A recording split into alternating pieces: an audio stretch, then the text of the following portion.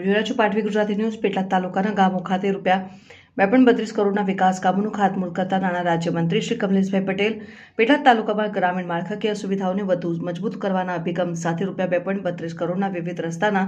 વિકાસ કામોનું ખાતમુહૂર્ત નાણાં રાજ્યમંત્રી શ્રી કમલેશભાઈ પટેલના હસ્તે કરવામાં આવ્યું,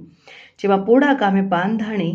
પાર્ટી પ્લોટની પ્રાથમિક શાળા સુધીના ₹82 લાખના રસ્તા, વિશ્રોલી સંતરામપુર પ્રાથમિક શાળાથી નડિયાદ ખંભાત સ્ટેટ હાઈવેને જોડતા ₹75 લાખના રસ્તા અને ભાટિયેલ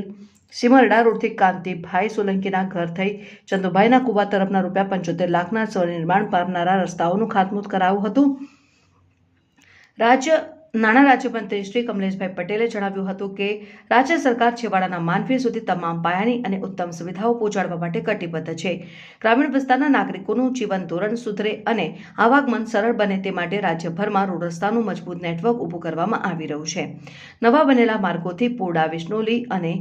ભાટીયેલના ગ્રામજનો, વાહન ચાલકો તેમજ શાળા આંગણવાડીએ જતા ભૂલકાઓને સુગમતા રહેશે। આ રસ્તાઓના ખાતમુહૂર્ત બાદ પેટલાદના ભાટીયેલ ખાતે